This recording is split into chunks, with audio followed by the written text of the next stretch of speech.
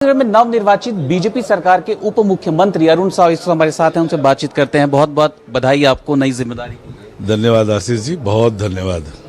एक बड़ी जिम्मेदारी आपके हिस्से आई है। बीजेपी ने बड़े वादे जनता से किए हैं, बड़े वादों के साथ बीजेपी की सरकार राज्य में काबिज हुई है। प्राथमिकताएं क्या हैं बीजेपी सरकार की? आज का दिन मेरे लिए बड़ा ऐतिहासिक और यादगार दिन है।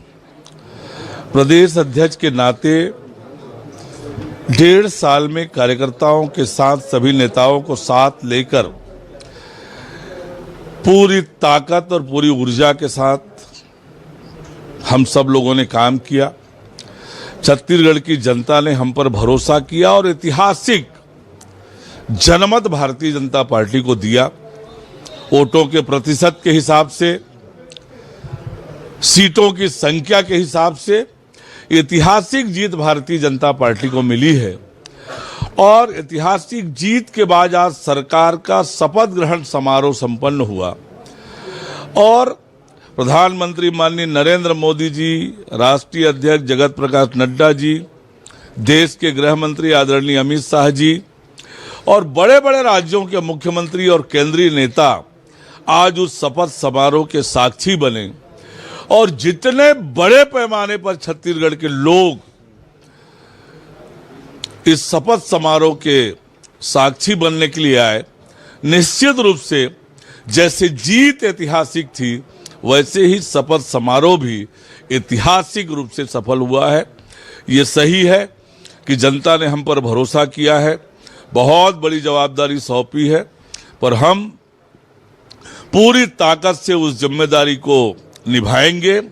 छत्तीसगढ़ की जनता की इच्छा और आकांक्षाओं को पूरा करने में कोई कोर कसर बाकी नहीं छोड़ेंगे। एक सवाल ये खड़ा हो रहा है साव साहब कि वादे बड़े हैं, वादों के अनुरूप जनता की जिम्मेदारी बहुत बड़ी है और इन सब के बीच बहुत बड़े बजट की भी जरूरत सरकार को पड़ने वाली है। इसका खाका किस तरीके से सरकार खींचेगी? इसका कोई ब्लूप्रिंट तैयार किया है आपने? देखिए, जब हमने जन घोषणा पत्र अपना घोषणा पत्र बनाया, मोदी जी की गारंटी जनता को दी, तो हमारे ध्यान में सारी बातें थी। प्रदेश की आर्थिक स्थिति, प्रदेश का बजट और जो हम वादे कर रहे हैं जनता से उसका संभावित बजट, ये सब हमारे ध्यान में था। हमने सोच समझकर वादे जनता से किए हैं। जो वादे किए हैं उसको निभाएंगे। जहां चाह वहां राह, रास्ता निकलेगा और हम अपने एक एक वादे को पूरा करने में सफल होंगे। छत्तीसगढ़ की जनता की आकांक्षाओं और इच्छाओं को पूरा करेंगे।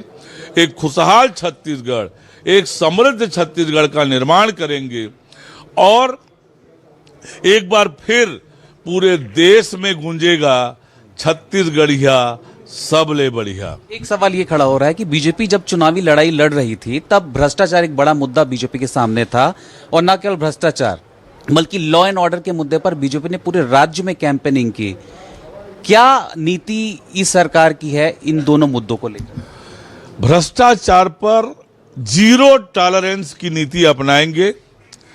जिसने भी जनता की गाढ़ी कमाई का पैसा लूटा है, खाया है, किसी भी हालात में, चाहे वो कितना भी बड़ा व्यक्ति हो, उसे छोड़ेंगे नहीं।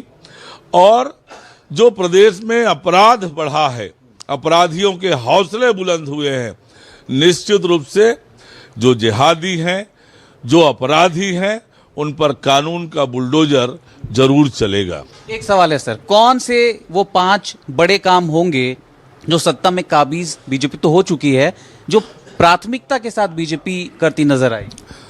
देखिए, मैंने कहा कि सबसे पहले तो आवश्यकता है छत्तीसगढ़ के कानून व्यवस्था को ठीक करना, प्रदेश में भ्रष्टाचार रोकने के लिए काम करना और जो हमने वायदे पूरे किए हैं मोदी की गारंटी के रूप में, उन सब वादों को क्रमशः पूरा करने का काम करेंगे।